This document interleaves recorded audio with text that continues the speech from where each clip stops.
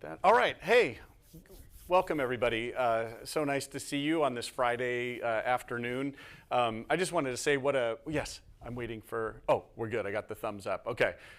There's a lot of people actually been signing on online to these talks too, so we have to make sure that we capture everything. My name is James Robson, the director of the Asia Center here at Harvard, and I just wanted to say, don't stand so far back, Ed, you're making me feel nervous. Just say what an incredible pleasure it's been for us to have a week, for me personally too, just to have met Ed Garcia, had this opportunity, and also to be able to host these talks. It's been a very, very special week, and I've learned so much already from the first two talks that he gave on Monday and Wednesday, and then we did a screening of Delicado, which I think just harmonized with your lecture so perfectly. And this is one of the things I realized so far in the first two lectures is we had a kind of parallel histories that if you thought about lecture 1 and 2, you realize these were totally intertwined with each other. One was a kind of modern history of the Philippines and all the way up through the development and formulation of the Constitution in 1987. And the other one was that running parallel to that was Ed's life and his intertwining with that history. And it was just, I thought the last lecture on Wednesday was just this, it was a kind of a biography in a sense of Ed Garcia as much as it was a biography of the modern Philippines as well. And it was just a really interesting thing to think about somebody who has spent their life and kind of moved throughout the world. We saw that Ed had been to Europe and to Africa, to Mexico, to South America, and then the work obviously being done in the Philippines. And so all of that coming together. And as I said, I think in my opening comments, that there are some people in life that we meet that do these great things, and sometimes it's one invention or it's a single book that they write. And that's fantastic, and we celebrate those people. But one of the special things I think about Ed and what I've learned over these the two lectures is that this is somebody who has lived an entire life that actually adds up to something very special. It's something that we really need to keep that, as he kept emphasizing, keep not just the memory of the topics he's talking about in his lectures, but also of the work that he's done throughout his career and life as well. And so it's been a real pleasure. We've been able to capture it on film here, and I hope that the younger generation of Filipinos and also other young people around the world who are interested in creating a better world and making a more peaceful world will learn from the lessons that we've learned about the last 2 days. And I'm very excited to hear how it all comes together. So let me not take any more time, and I will turn it over to you. And just thank you again for spending so much time with us. Thank you. Thank you. Okay.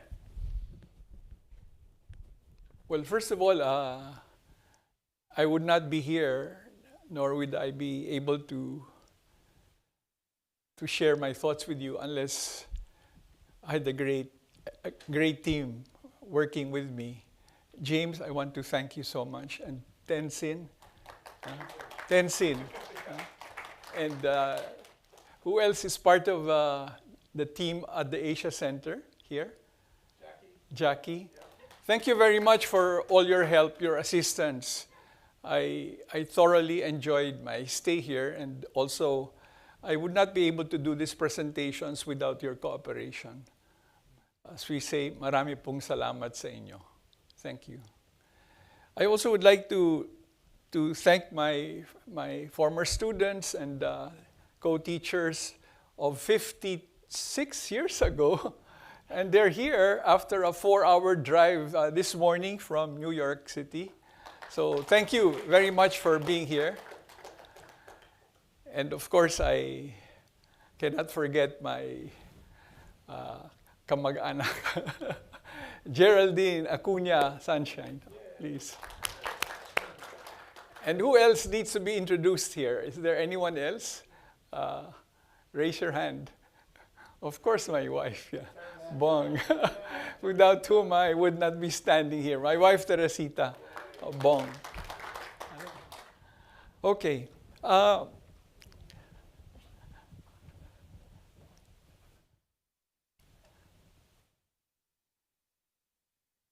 Let me start by by quoting Václav Havel.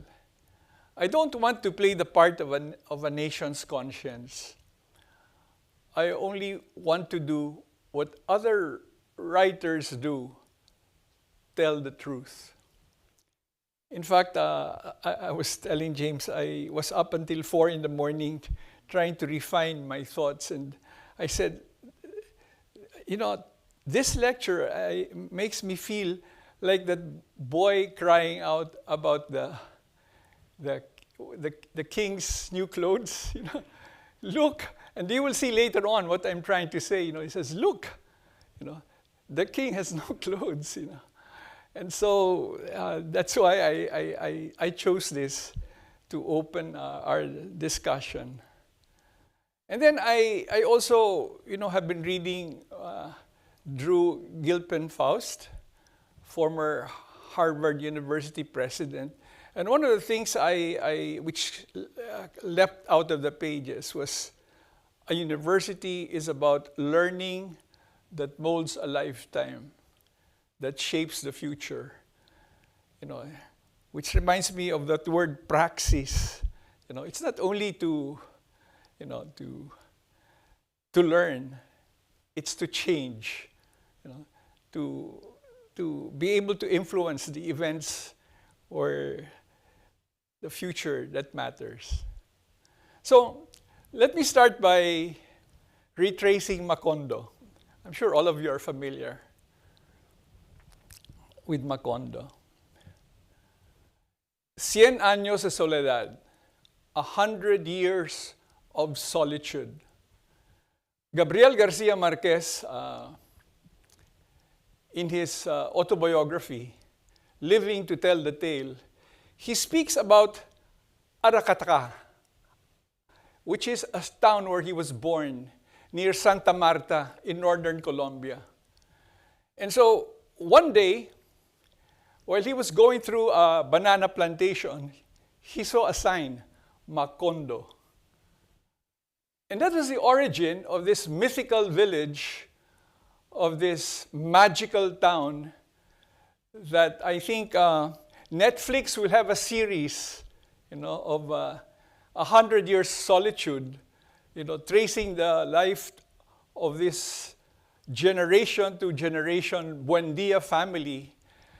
But the solitude, when you ask yourself, whose solitude are we talking about, 100-year solitude? It's the solitude of Macondo, of that mythical town, of that village that somehow history has left. And in the one and only time I ever talked with Gabriel Garcia Marquez was because of serendipity. My name is Garcia, and because the arrangement of the seats was alphabetical order, he happened to sit beside me. This was a meeting to condemn the coup d'etat in September 1973 in Chile, engineered by General Augusto Pinochet. And he said to me, "Hola, tocayo, ¿cómo estás?" So I said, "Hello, friend, how are you?" Because you have the same name. And he said to me, "I don't think I will write again until after Pinochet falls." He was that engaged. He was not only a great writer, novelist, perhaps the most famous after Miguel de Cervantes in the Spanish language, but he was also a person committed to basic rights of peoples. And then, for the first time in my life, I heard a word. I learned about an adjective which I never knew before. It was macondino. Macondino means something that partakes of Macondo. In other words, where fact is stranger than fiction. And so this was,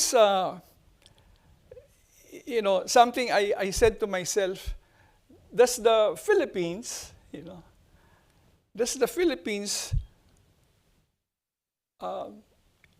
partake of the characteristics of Macondo, so that we can say the Philippines is somehow Macondino. Is it apropos to the Philippines? But before I go there, let me just remind you of a former leader. Do you remember President Manuel Quezon? Before the Civil Liberties Union of the Philippines, he said, "I would rather prefer a government run like hell by Filipinos rather than one like heaven by Americans. Beware what you wish for." Because what have we got? What have we got? What has the Philippines gone through deserving of the tag Macondino? We have had a kleptocratic conjugal dictatorship, a runaway and complicit oligarchy, a post-dictatorial administration besieged by numerous coup attempts. In fact, those of you present on Wednesday, remember what I said. We are perhaps the only country in the world that has a movement against coup d'etats. It was called Kilos in the late 80s. Anong sabihin ng Kilos? Move. Act. Why? Because our country is one of the very few where coup d'etats, at least at that time, were publicly announced or sometimes publicly postponed. we somehow, had a reality that was stranger than fiction. And we have a no man's land where lives were offered at the altar of a brutal drug war. How many of you have read Patricia Evangelista's Some People Need Killing? It's an indictment, if you read the stories, one page after another, you submit that book to the International Criminal Court, there is no chance in 100 years that the man who announced, we just saw in the film Delicado, he says, "I will kill you." Something as blunt as that, And do you know what happened just a few weeks ago? He said, "In 6 months, I will wipe out drugs in this country." Well, for 6 years, he tried that. And then, a few weeks ago, his son, mayor of Davao City, said, "We need to have a drug war again." I mean, to show you how, this thing seems to be, it never ends. It never ends. And the lives of people are placed at the altar of the drug war. And as a laboratory of regressive populism, with the return of a Marcos heir, less than 40 years after Marcos fled the palace through, I understand, or at least this is his version, he said he told the pilots, "I want to go to Poway," but he landed up in Hawaii. And so, this is really stranger than reality. And so what do we have? We have a radical brand of unhinged populism that has emerged in different settings and in different countries, from Argentina, Hungary, the Netherlands, Portugal.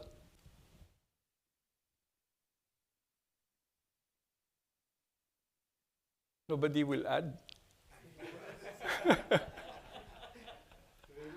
I told James, I'm a Filipino, and I did not want to mention the United States of America, but most of you in this room know much better than I do, much better than I do, the kind of unhinged populism that exists in our midst. And so,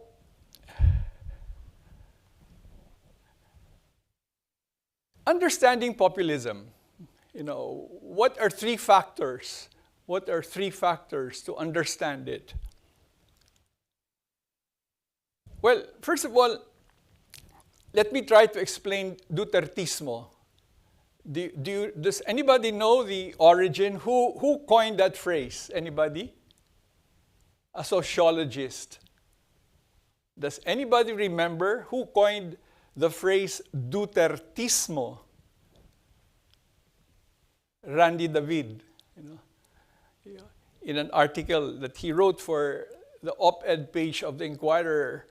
And so the question I ask is, can one ascribe his improbable ascension into power by simply citing the fact that the political memory of voters often remains short and selective, manipulated by propaganda and disinformation, unable to distinguish fact from fiction? Is that really just it? I would like to submit that there are other more important reasons. And the first one is this: we have failed our people. The leadership in our country, even the very best presidents we've had, have been unable to deal with the deep-seated poverty and inequality that exists in our land. A lot of our people feel left out from the rewards of the economy, of the rewards of participation in democracy. They are marginalized. They are left out. Secondly, our political parties do not exist based on political programs. What we have is political patronage and political dynasties. And so what do we have? We have the dumbing down of electoral politics. And here I would like to say mea culpa. Do you know what this book is? This is one of the 100 original copies of the Philippine Constitution. In one provision of this Constitution, we prohibit political dynasties. But because among the members of the Constitutional Commission itself were members of political dynasties, it was very difficult to actually make sure that not only did we mention political dynasties, but the enabling legislation or the enabling provisions that would make sure it's implemented. And so out of an abundance of generosity, we felt that it should be left to Congress to create the enabling legislation regarding political dynasties. But that's a major flaw. It's a major flaw of this Constitution. Would you like to take a look? I can pass it around. It's an original of the Constitution, Noel. Signed it? No, you can't sign it. Yeah, I did. I signed it. It's my fault.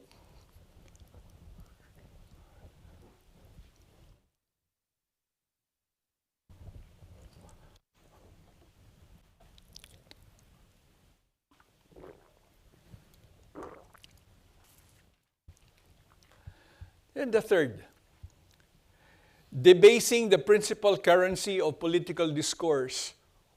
What do I mean by that? Normally, among political parties, the currency of discussion is facts, the truth. But now truth is consigned to the relative fringes. In other words, people make up things they want to say, whether it's true or not. And that's why I say to myself, why do we have populists authoritarian leaders at the helm, it's because I call it the vengeance of the vanquished. These are people, many of whom feel impoverished, feel marginalized, and so to hit back, to strike back, they choose a strong man and they put their fortunes on their capacity for either bombast or their quality to stand up and be different. And so I call that the vengeance of the vanquished. So it's their way of getting back. You have consigned us to the margins. We now are going to have our own vengeance. And let me explain to you, how I came about, utilizing this idea. We all know of 1986 people power. That's EDSA 1. We all know, so that brought down a repressive government. Then it's people power 2. Do you still remember that? Okay, it brought down ERAP, all right, because of corruption. Does anybody remember EDSA 3?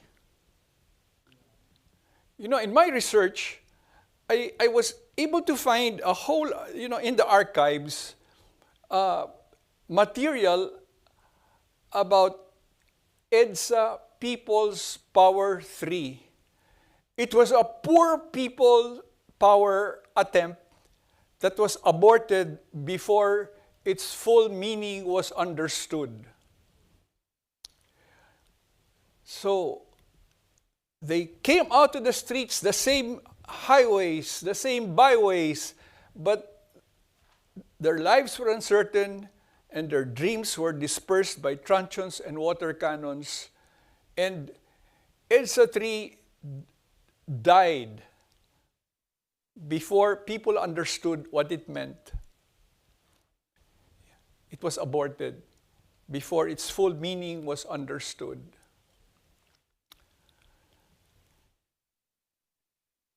And so I now go to the next part, which is almost, from Duterte to Marcos Jr. The revision of history, a rerun of the Marcos dynasty.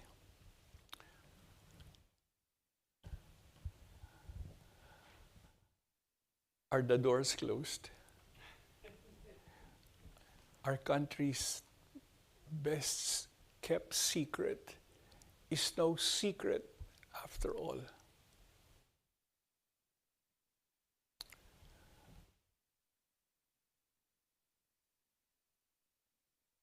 The president is a fraud.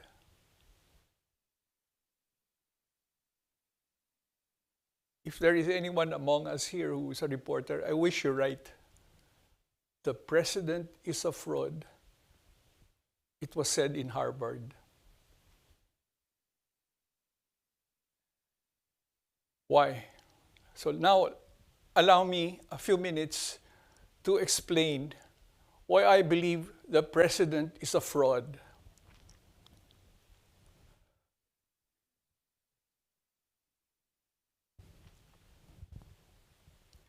First, complicity in plunder. Marcos Jr. is complicit in plunder. Aware of major judicial rulings in 3 countries, the US, Switzerland, and the Philippines, Marcos Jr. has decided to look the other way. Switzerland's Federal Supreme Court, January 12, 2009, the ruling on the Marcos Swiss accounts that they existed, that they were there in the Swiss banks. The U.S. District Court, Jury 1995 ruling, the class action suit filed by human rights victims. the 1986 New Jersey Superior Chancery Court ruling, and the ruling of 1993 of the mother of Archimedes Trajano. Does that name ring a bell? Archimedes Trajano. He was tortured and slain because he asked a question which Jaime Marcos did not like, and he was killed. And the court said that the Marcoses were guilty.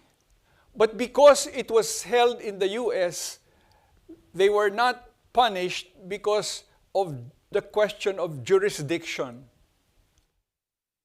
But it shows you how there were 3 rulings that were made regarding this complicity. Finally, the Philippine Supreme Court, in the rulings in 2003, 2012, and 2017, proving that plunder existed beyond a doubt. You know, it is so conclusive. If you read through the rulings in those 3 instances, plunder beyond a doubt was committed. So this is the one of Archimedes Trajano. The sources of illicit funds came from where? Where did the illicit funds come from? Foreign economic aid, U.S. military assistance, public and private sources. So what can we say about Marcos Jr.? He was complicit as a beneficiary in the largest heist of public funds in Philippine history.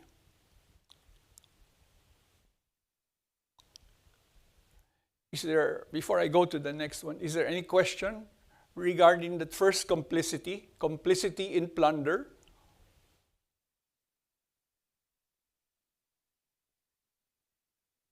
So now, let me move on. Complicity in ignoring the human rights violations during the martial law period and Duterte's drug war.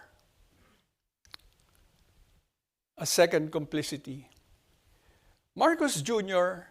never recognized nor sought pardon from the victims of human rights. Instead, and this happened just 2 weeks ago, he calls them assertions. But by the way, did anyone here see the Australian journalist editor interview Marcos Jr. in Australia a month ago? You saw that? And then when the reporter asked, how about the plunder in your country? And then Marcos laughed. And then a reporter, what did the reporter say? He followed up. Why are you laughing? Yeah. Why are you laughing? It's not funny. It's a serious thing. But because very few journalists in the Philippines asked those kind of questions, he did not know how to answer. In fact, during his entire campaign, I do not remember him standing in front of a debate or doing a serious interview. And so he does not know what to do. Sorry? He said he went to Oxford, right? Well, we'll come to that. Yeah, we'll come to that. So,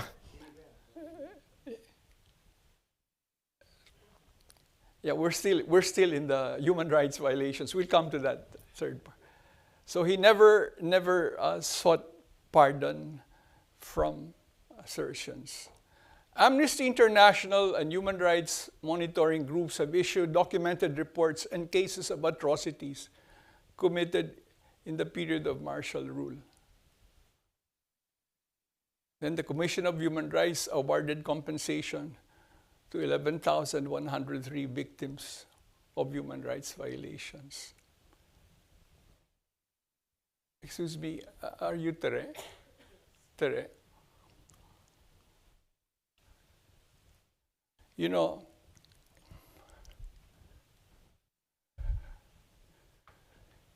figures are sometimes cold. So I want to talk to you about a very specific case, about Money Up. Money Up was among the best and the brightest. Among the best and the brightest that I knew. Noel, did you knew Money Up, right? Yeah. June, you knew Money Up, right?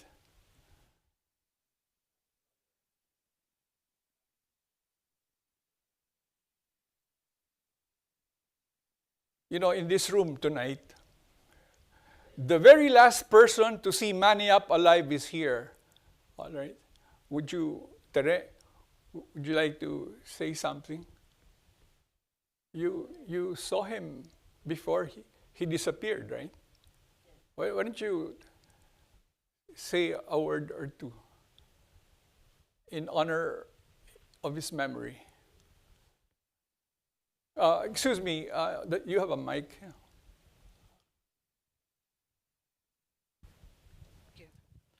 Hi, I've known Manny for several years when I was a student at the College of the Holy Spirit in Manila.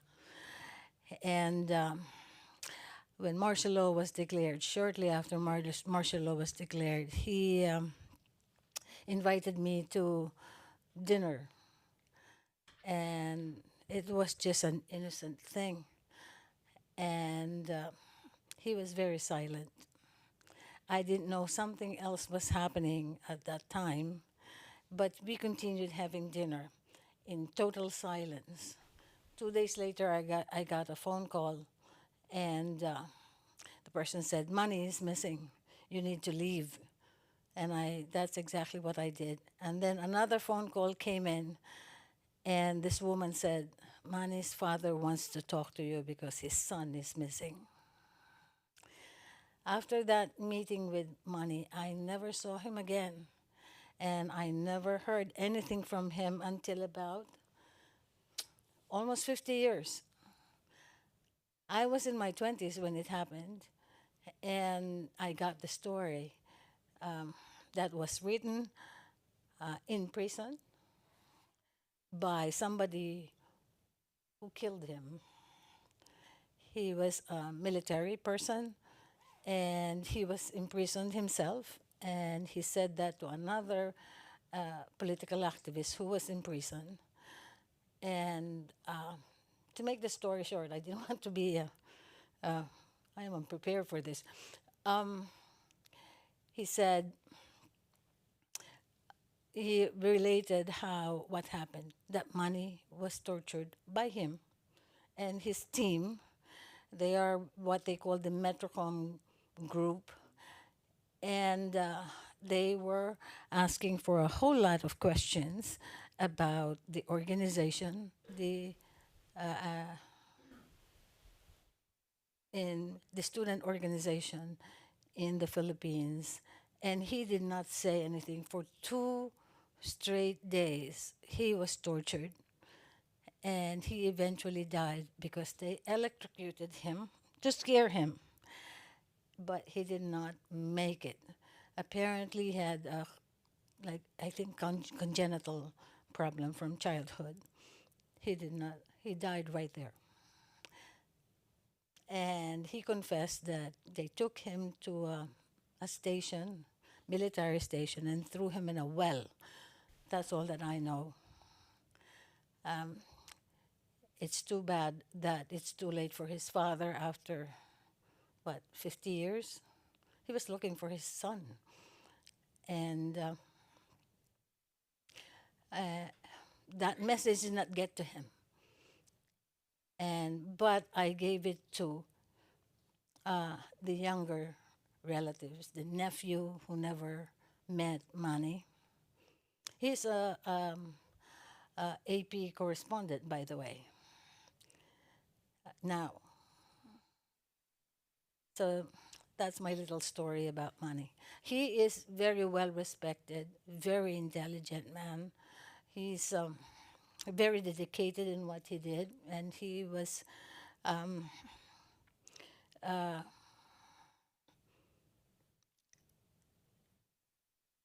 yeah, dedicated. He was ready to do anything to get freedom for the Philippines. And some people, some students, and his family thought that he became the president, he would have been a very good one because his heart is in the right place. That's what they say. That's it. Thank you very Is that much. good enough? Maraming salamat. Oh, you're welcome. Katere.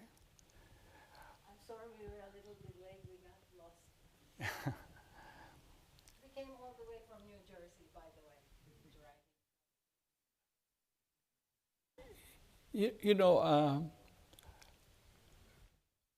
when Manny Yap's father was designated Chief Justice of the Supreme Court of the Philippines, I met him, and he was a broken man. You know, his heart broke. You know, he you know, Manny was such a wonderful son, and I know that he never recovered from that loss. And so, you know, can you imagine, no? 11,103, you know, Kara Magsanok actually did a film, a documentary, the title of which is 11,103, you know, and precisely documenting the lives of those who suffered, you know. And so, you know, to respond to Marcos Jr., these were not assertions. These were lives lost. These were lives that were damaged. How many of you remember the Kimpo family? Kimpo, Nathan and Kimpo family, there were 7 of them. You know, there is they together they wrote a book, Subversive Lives. It's about the rape, the torture, you know, what the family suffered during the martial law period. So, if you want some closure, if you want, you know, the country, you say you want to unify the country, you have to stand up and say, acknowledge, you know, and ask pardon and give compensation to all those victims of human rights. It's the only way to move forward, you know. But you cannot forgive if they do not ask forgiveness. The third complicity is creating a climate of mistrust and the revision of history. There. Do you see what your question was? So what was it? You were saying about the fake degrees. What was the fake degree? No, I think you. Oh, sorry. Yeah, I just brought up the Oxford. It was in like a couple interviews, I think, that he gave when he was running. Yeah, actually, it's in the, you know, every senator, he won a senator at one time. And in his description of the Senate, you know, the senator's biography, you know, he was making claims about fake degrees, which then Oxford University said that never happened, you know. In fact, he failed politics and economics, you know. So Even at Wharton, he claimed that he didn't. so they also denied that. There's I have a note here. You have a note. Yes. There's a picture of the Okay, thank you. He was also found guilty by Regional Trial Court and Court of Appeals of tax evasion, now totaling 819 billion pesos. And you ask the people to pay taxes? You know, you ask yourself, no, only the Philippines, imagine, you know, here is a very blatant violation of a basic governance about paying taxes to make the government run. And, and you don't pay, and we don't speak out. Disinformation dished out by an army of media managers who massage the message. The trolls. It took years. I heard, I was telling James, I heard the interview or the conversation you had with Lenny Robredo. And Lenny Robredo was saying the amount of falsehoods, of injury that she suffered because of the trolls and the fake news that was being hurled her way, litigating troubling questions to a past that continues to be present. And so, what are the factors that played a part in the return of the Marcos dynasty?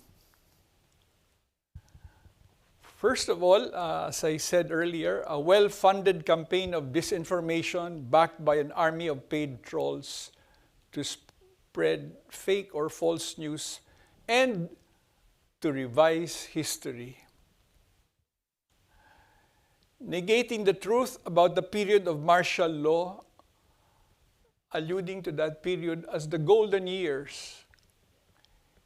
Actually, J.C. Punong Bayan, from the University of the Philippines School of Economics, wrote a book. It's called False Nostalgia.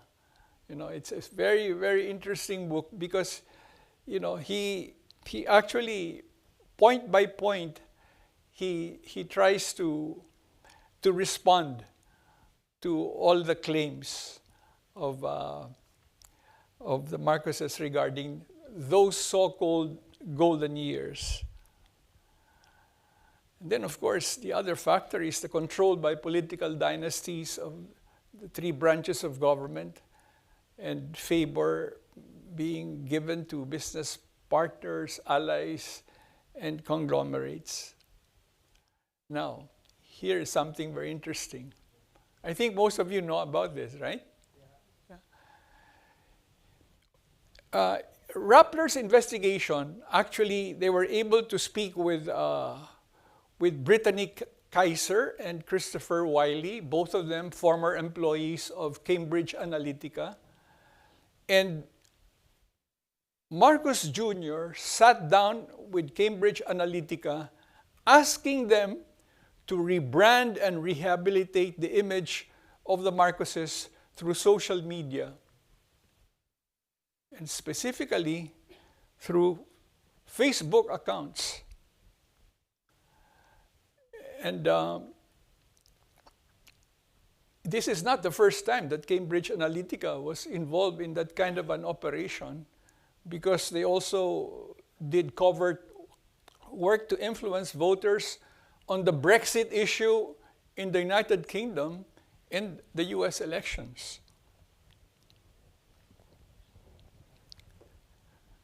Whether they are involved in the run-up to elections in 7 months or so, well, I'm not privy to that information, but I'm sure they have resurrected in another form, although they are supposed not to exist any longer. So that's quite important. The role of Cambridge Analytica. So one of their first recommendations was what? BBM. See, when Marcos Jr. was running, how was he called? BBM. It was not Marcos Jr. It was BBM. So, that's one of the ways in which TikTok works. One of the ways in which social media plays a very compelling role in this effort to influence voters. So let me go to truth and trust and the hope imperative. So we're now going towards, the path of trying to explore a different way. So, as a student of politics, I always say, politics is the art of imperfect creation. But for politics to work, it must uphold the truth and reject the weaponization of disinformation. You see, disinformation becomes weaponized. And truth, becomes one of the first victims. And so I submit that the basis for the reinvention of resistance must be truth. Truth, yeah. Uphold the truth in public spaces to reflect who we are as a people. This is very important. How can you respect a people who are unable to uphold the truth in the public spaces? Reimagine a different way of doing politics, a brave brand of public service. So here I have a 6-pronged approach. Okay, so these are my suggestions. How do you move forward? How can we as a people, direct our energies, our efforts, our collaboration? 1, harness the voices of diverse sectors of society, including members of the Filipino diaspora. And that's you, that's all of us here, to help build consensus around an agenda of justice and hope. Can you imagine the number of Filipinos all over the world? Filipinos inside the country, Filipino or Filipino Americans outside the country, or Filipino sympathizer in different parts of the world. The other day I was sharing stories. Wherever I was, because of my work as a special envoy of International Alert, I always saw Filipinos. When I was in Bujumbura, do you know who was in the clinic, serving in the clinic? Sister Macon, Filipina, CICM. When I was in Khartoum, who was serving me orange juice or who was serving me pomelo juice, It was a Filipina. When I was in Colombia, who was helping me out, with my photocopying whenever I went to the shop, Mang Jose, Filipino. Name a country, and there are Filipinos there, And it's such we're millions strong, and it's such a powerful, if we're able to bring this together, it's such a powerful force so that we can build the consensus around an agenda that really meets the needs of our country. Second, enjoin those entrusted with the formation of conscience and of minds, such as educators, workers in media and social communication, and religious leaders, to denounce practices that oppress people and to announce what is possible.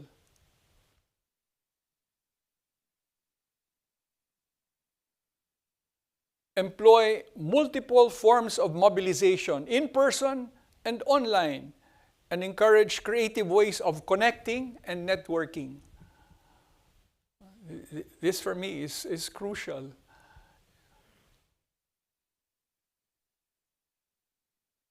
The last presidential elections, for me, one of the biggest contributions of the last presidential elections was to engage volunteers all over the country. And, we have to harness that strength so that they continue collaborating in the continuing quest for change. That's a very important resource. reimagine servant leadership to deepen the reservoir of effective exemplars in the ongoing endeavor. And then, to strengthen the quest for truth, veritas, by encouraging more people to serve in the front lines of truth-telling and fact-checking, and deploy more effective means of communication. You know, I wish I could speak with more undergraduate students of this university for them to understand why their motto, Veritas, is so powerful. You know, can you imagine if more undergraduate students here in Harvard understood the power of that one word, Veritas? You know, I see it in buses, I see it in bookshops, but, you know, it is so powerful.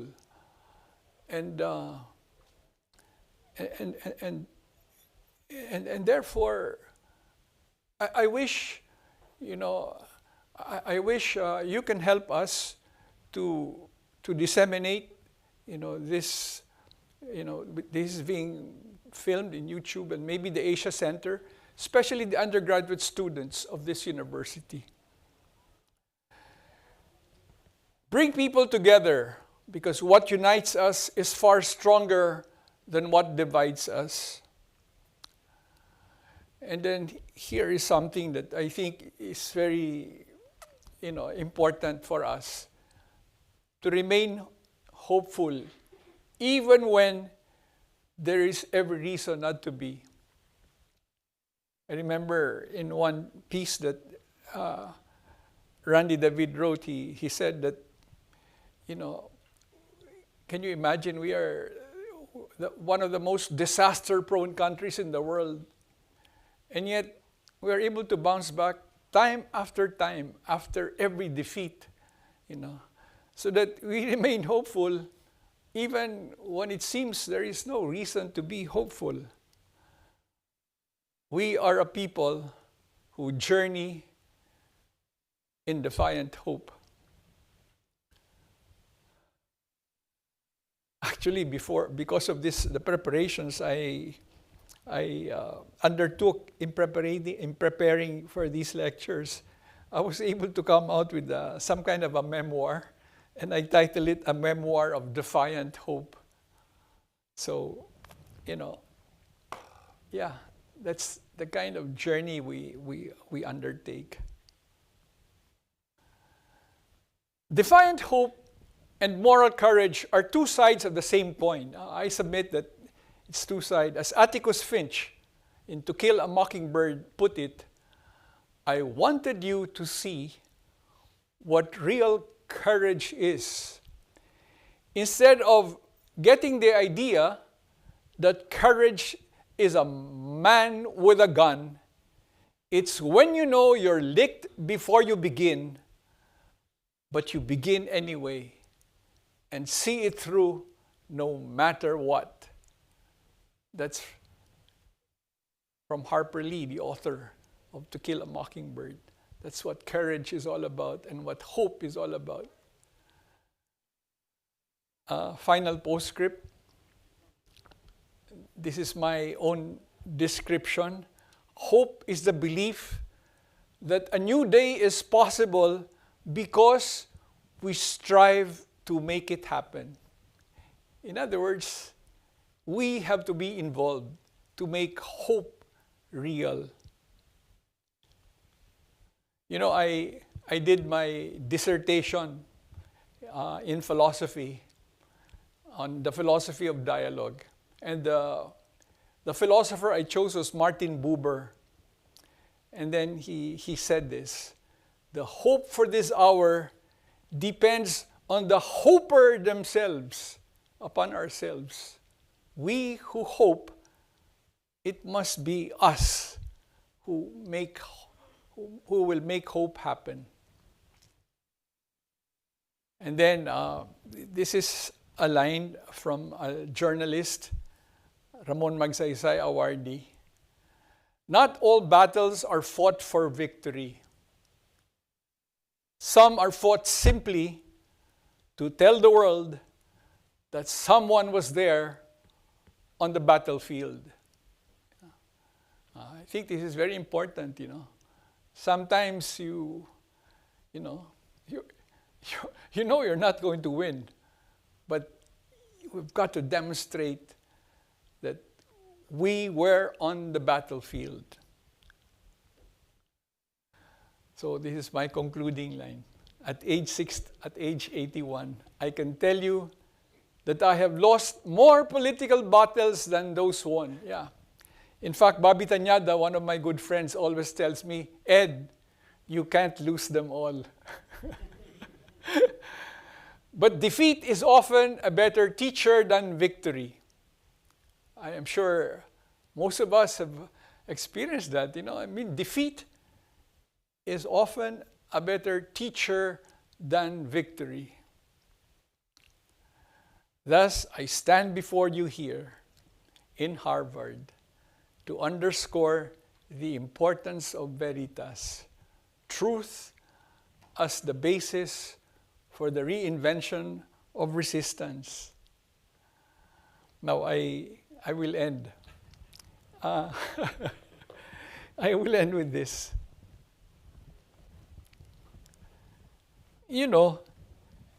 The shortest ever speech ever delivered in Oxford during a commencement exercise was given by Winston Churchill.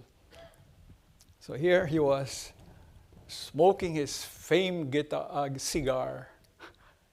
Then he stands up, commencement address. Never, ever give up. Never. And that was it. And so I say to all of us here, never, ever give up. Never. Thank you.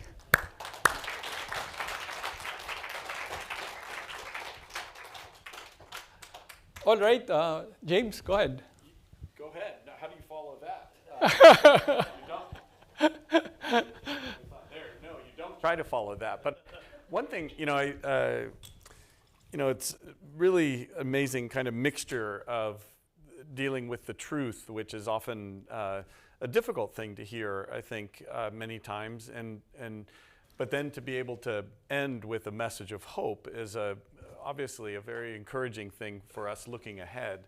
And I would just be curious, given all of your experience that we've learned about the last 3 days in your lectures, just a little, as you mentioned, never give up.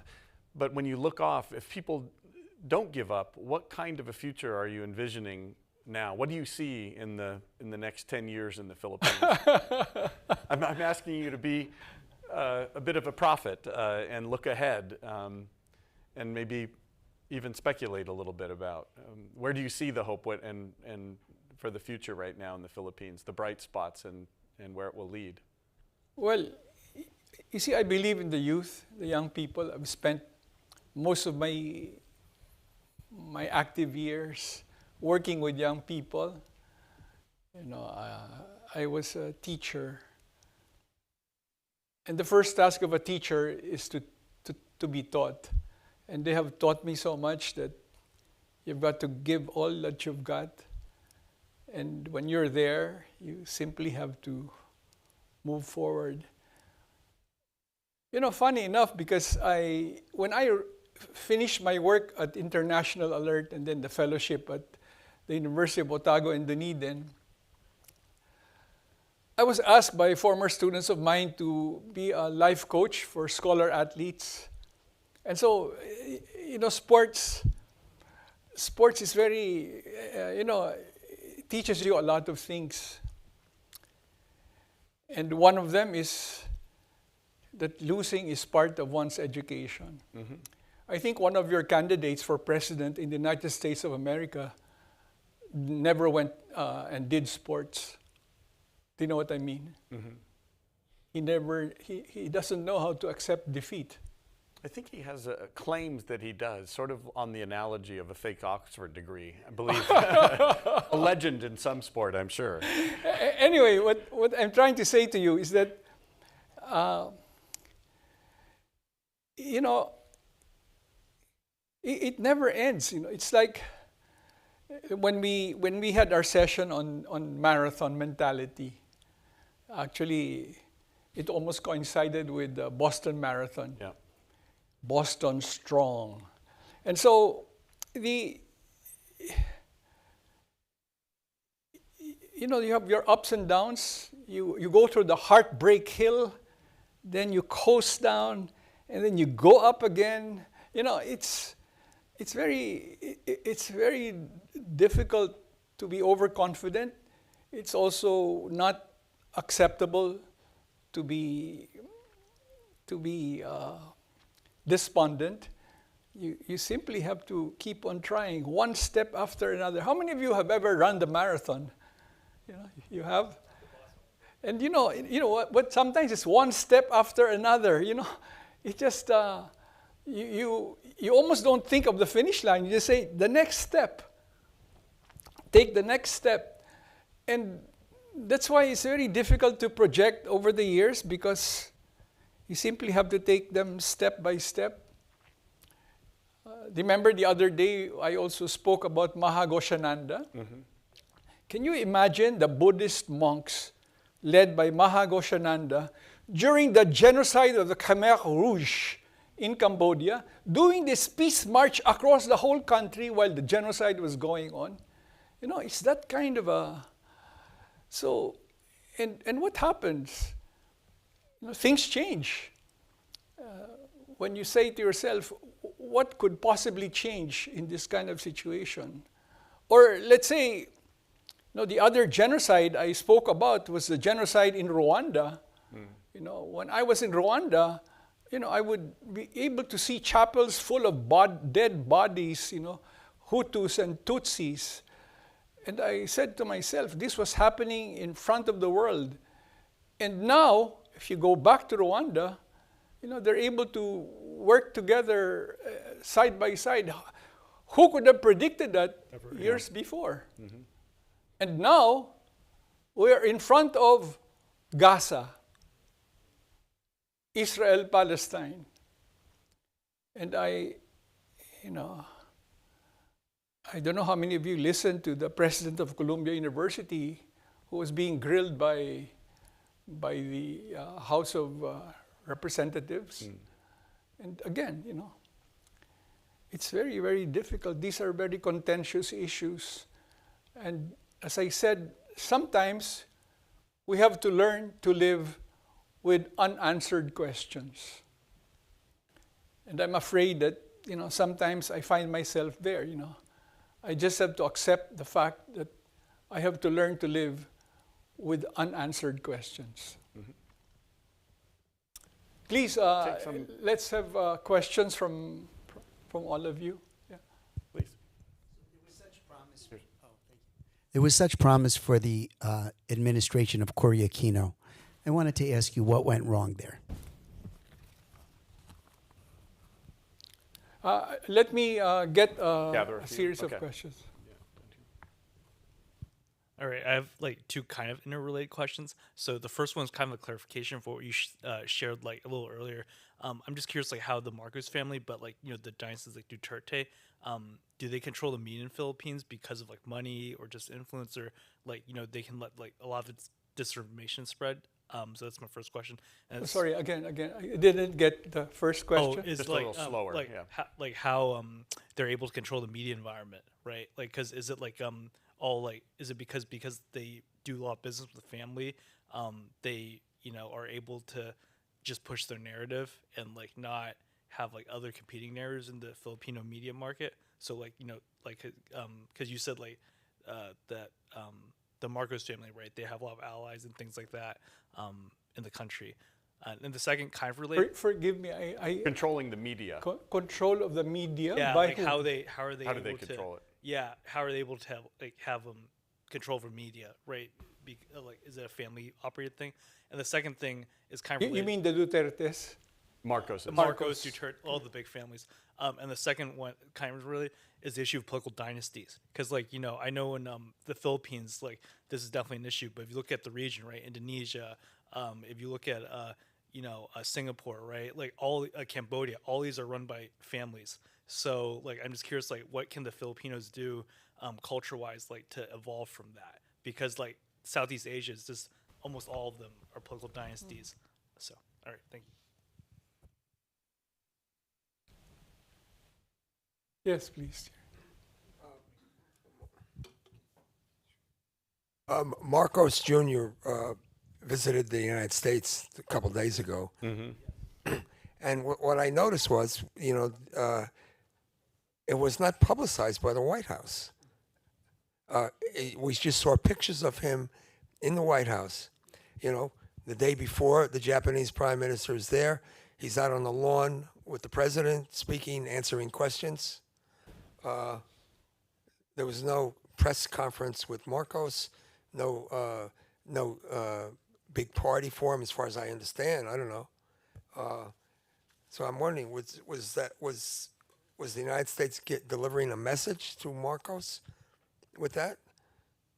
Because I mean, Philippines is, and of course, the whole idea was they're building up a defense against the growth of China in that area. And the Philippines population is as big as the Japanese population, and the U.S. Army is, you know, creating some bases in the Philippines. I know I was in the Philippines a few years ago, 5 years ago, and visited a military camp, and they were about 100 miles from Marawi City, and the Philippine Army had just defeated ISIS in Marawi City, and we're going through this camp, and I see red alert. So I asked the officer who was taking us around, "What's the red alert?" And he said, "Is it the highest alert that you can have?" He said, "Yeah."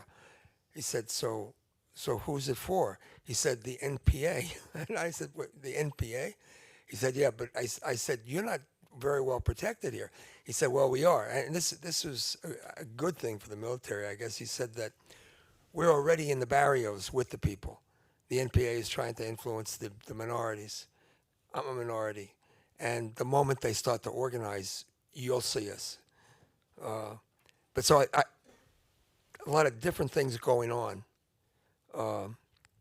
you know, in the Philippines, in the United States, and it's like, you know, there's always unanswered questions. So I don't know if you have anything to say about that stream of consciousness I just threw at you. Or at least about why the media coverage of the visit to D.C. was very thin, almost non-existent in the general media. Take maybe one more question, and then we'll let Ed. Professor Ed, although you said that never lose hope, we went home to the Philippines before the election of 2022, and to all the people that I spoke with, I asked that kind of things because I'm concerned about the human rights and Bongbong Marcos coming back, because the survey says that the survey is up there.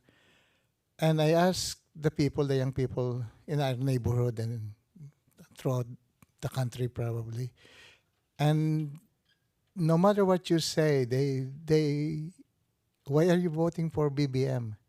Because I like him, or because I am, that kind of things. And those are young people. My question, where is your hope for our young people when you hear those kind of answer, knowing that all the things that they know are false? Although, you know, I would like to, you know, losing hope is paramount to death to me. I also hope, but for you, where is the hope coming from in relation to our young people? Thank you.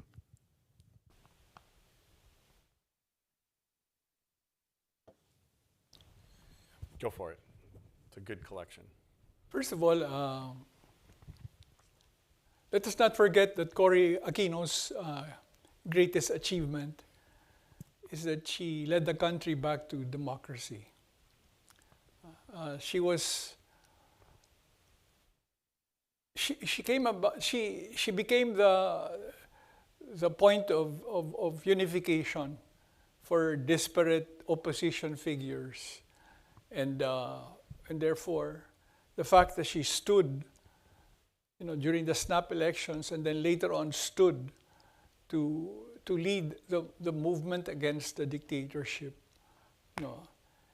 and then to call for a drafting of a constitution that would ensure that we have that we can be ruled by law, and rather than by the whims of leaders is very important. However, perhaps in some areas which are quite important, she lacked the decisiveness required that would have made a huge difference. I can relate to you one meeting I had with President Cory Aquino, and I said to her, Mrs. President, if we really want to have an impact that people will believe this government, then we have to do something about Hacienda Luisita. I said that to her in front of, I think in front of Nini Quezon, in front of Nena Jokno, the widow of, in front of Ding Lichaco, because we were then, we had a group of people following the death of Pepe Diokno in Kaakbay. And so I said to her, why not do something dramatic, drastic, that you would be able to ensure that the land will belong to those who work the land, and then give up, the Coancos give up Hacienda Luisita. So her answer to me was, well, I'm only one among the Coancos, and I can't do that. But if you were a decisive leader, that was a major issue, land. And a source of credibility if you were able to do something on that major issue. So the same thing on the issue then of the military bases on Philippine territory. It took the Philippine Constitution to actually specify that we will not have bases with nuclear weapons, and that's part of our Constitution. But when we asked her to do something about it, again, she felt that it was not diplomatic to confront the United States of America. So, obviously, perhaps it's true. But the point is, if you're a leader of a country that wants to have an independent foreign policy, then you have to have the capacity to take an independent stand. The control of media, it's not so much control of media, but rather, one, the rebranding that took place over the years, because it was not a one-off, it's over the years, the social media being influenced by a whole army of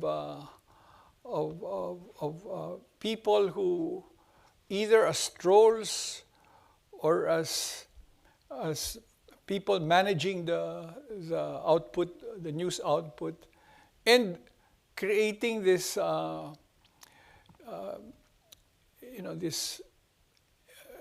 let's say, the inability of ABS-CBN to survive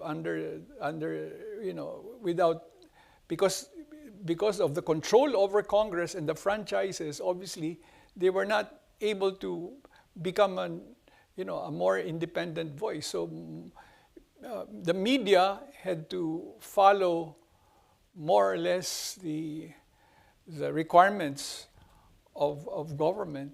Same thing as Rappler. I'm sure on May 23, The commencement speaker will be Maria Reza, who actually features in the book six Filipino women for justice, which will be launched tomorrow afternoon. And I am sure she will speak about all that they had to suffer so that they can hold the line and push back against attempts to completely overwhelm the output of news and opinions and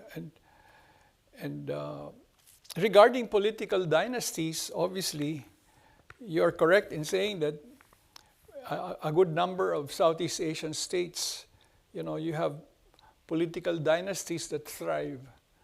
What to do with them? Like you have in the Philippines, the Dutertes, the Marcoses, the Villars. You have mother and son in the Senate. Then you have brother and sister in the Senate.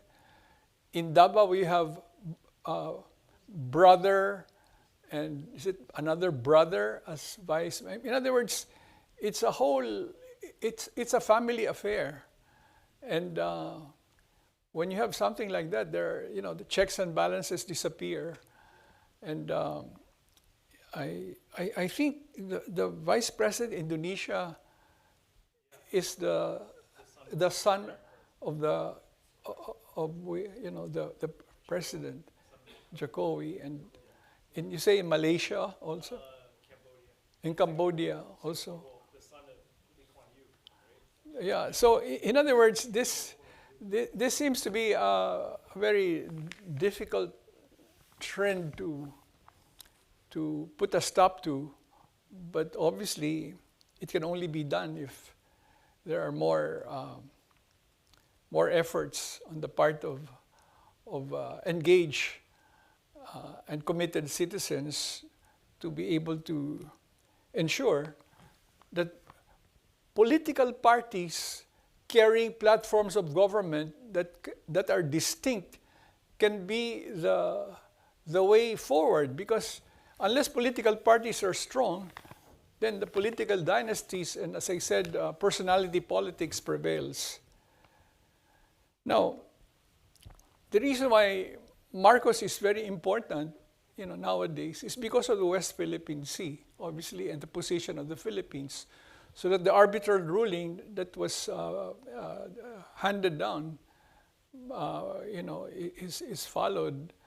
And if we take a strong position and not allow China to kind of push their 9-yard line, their own view of demarcation lines, Marcos is obviously seen as an important ally in this regard. Now, why he was not given a dinner or a press conference is something that I wasn't told. I don't know. I really don't know.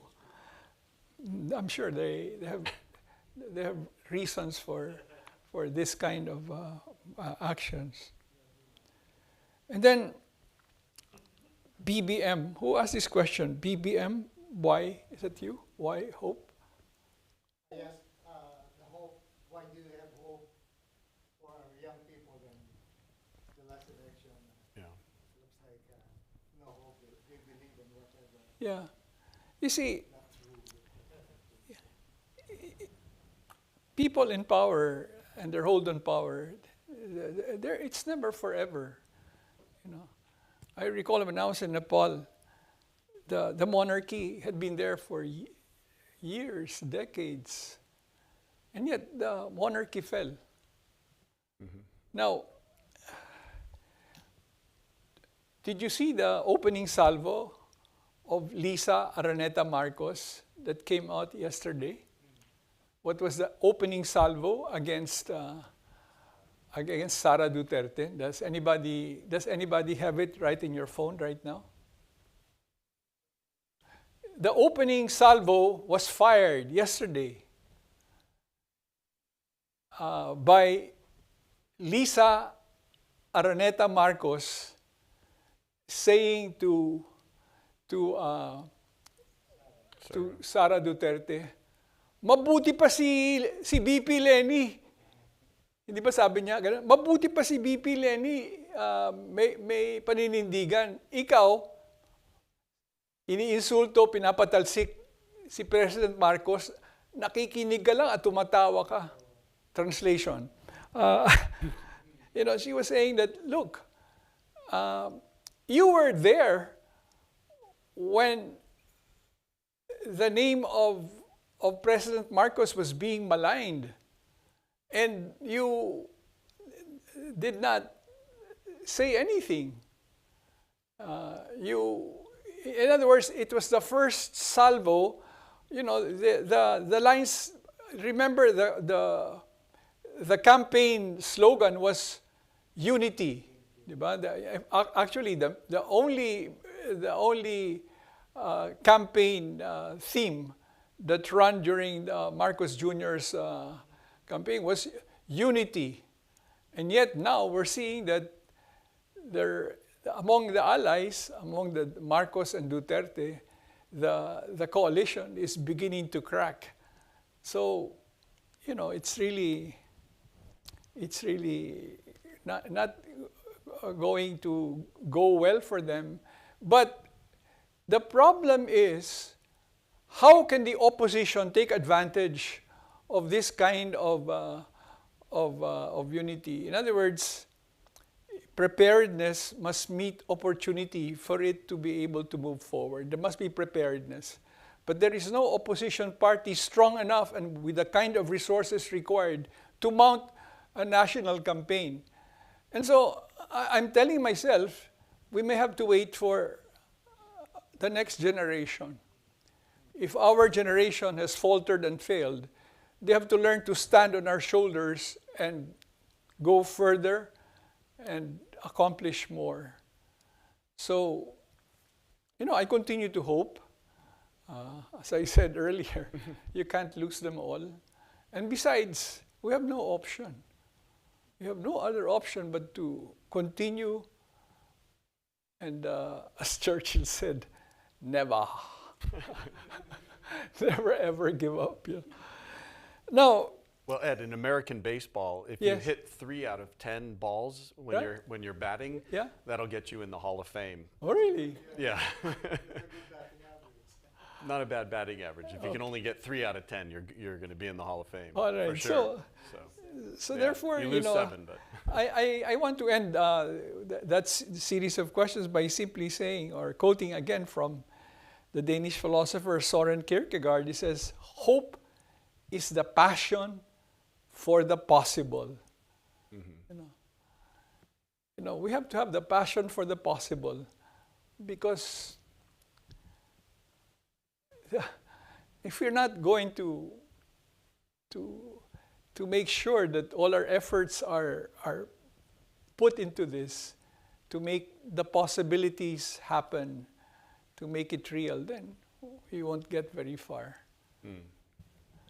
Can I borrow your thing for a Yes. second here? Let's see if I can go backwards. Yeah, I wanted to go back to Veritas because you were talking about the role of young people, and I always put hope in young people as well. Not for a lot of different reasons, for the energy they can bring, new ways of thinking, but also the cleverness of the way that they think. Right. And when I arrived at Harvard, I was really happy to discover one of the undergraduate newspapers that's here that's based on the term Veritas, but they read it backwards to try to use, so truth is very important, but things like humor can also fight back to power. So they took Veritas and spelled it backwards, satire 5.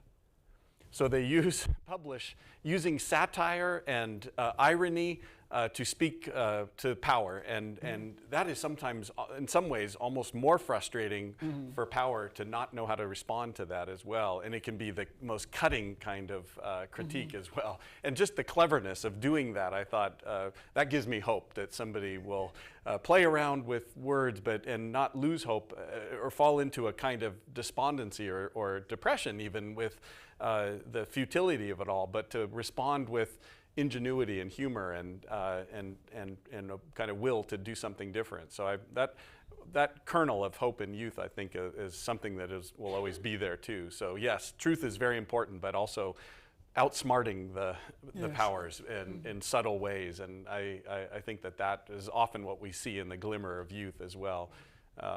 So anyway, just wanted to comment on Veritas has a different reading as well. Any other questions? We probably take maybe one or two more, but we have a reception waiting outside of these doors here that we invite you to stay around for and chat and reunite. I know there's former classmates and things here. Are there any other questions that anybody would like to ask? And what's your inspiration at 81 years old? You're still doing this kind of things. Again, what? What's your Inspiration. inspiration for doing all the things that you've been doing? Well, my children, my grandchildren, my family, the young people I've taught to have become my friends. Can you imagine, Noel, June, we were together, 56 years ago? We're still at it, you know. I mean, that's... You look like you're 50 years old. 56 years ago, we were in the 2C classroom, you know, in high school. You know, Jerry was a teacher. So we somehow, when you're on a path that you find it's paths with purpose, with meaning, then you continue. Otherwise, what's a life for? So I'm very grateful because you're always accompanied, you know. You're always, people accompany you or people inspire you.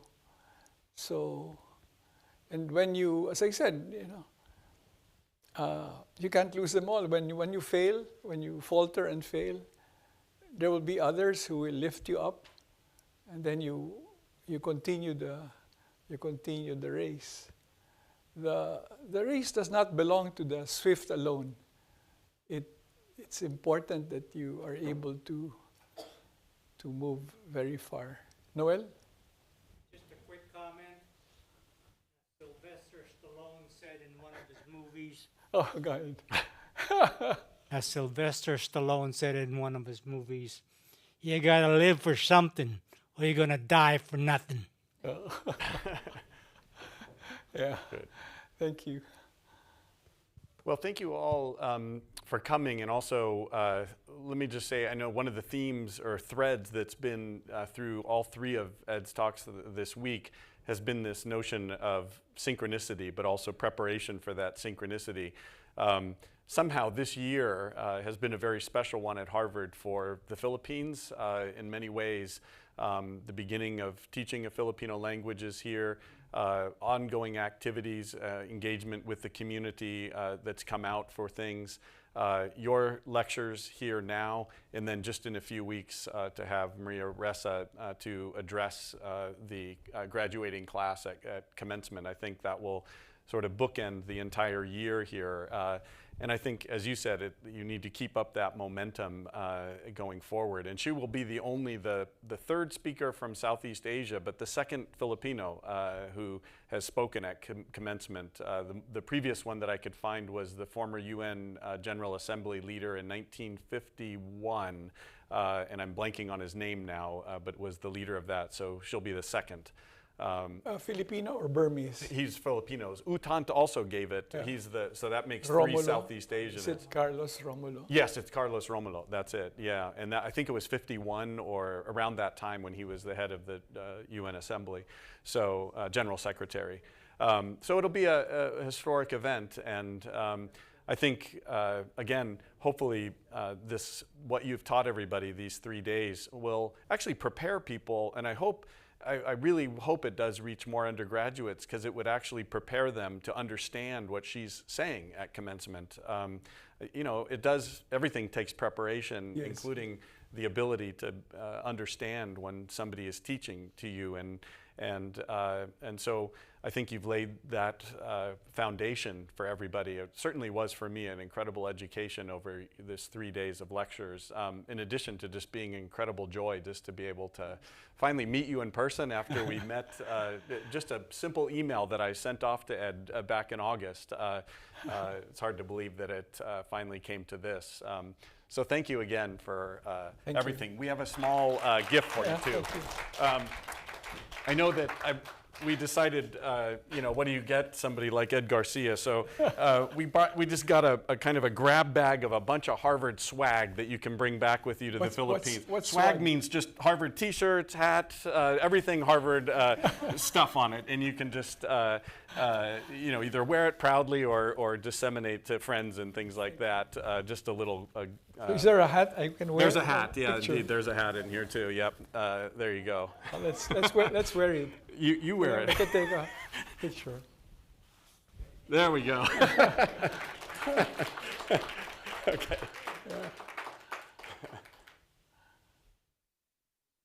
Great. Thank you. So thank you again. And please, all of you, feel free to join us out there for just a simple reception and hang around and chat with each other and enjoy the time. Oh, and tomorrow, 2 p.m. in this room, we will be having the book launch from 2 to about 5 p.m. of 6 Filipino Women for Justice, and it should be a very special event with some video addresses by some of the women who were... BP Lenny already sent her. Yeah, so, and then Maria Ressa and also Leila, I think, or De Lima also sent a video as well. So we should have about 3 addresses for that. So, what's that? I don't know if she sent a video or not. I think there was only 3 as far as I know. But so please come back tomorrow if you can make it. And if not, please keep your eye out for more things that are programmed for the Philippines in the coming, the rest of this year, but also continuing into next year. We have to keep up the momentum so that Harvard has a place for learning about the Philippines, learning the language, and just about the beautiful people and country that it is. So we heard some of the challenges, but also the beauty and the reason for hope as well. So thank you again, Ed, for everything. Thank you. Okay, wonderful. Thank you. And thank you, Tenzin, again, for all his help. Thank you. Yeah. Okay. Thank you for having the opportunity to... You can put the songs, the music. Yes. Good. So please join us outside and hang around for a little bit. Do you remember under Marcos, there's General Ver, and Yes. below him was a general named Juanito Veridiano. Yes. Do you happen to know that name? I really don't. You don't? know. Oh, okay. Because he's my father-in-law. Oh, really? Yeah, Oh. yeah. I just want Yeah. to see if you knew of him. Yeah, thank you. Thank you. Well, thank you for your time. Okay.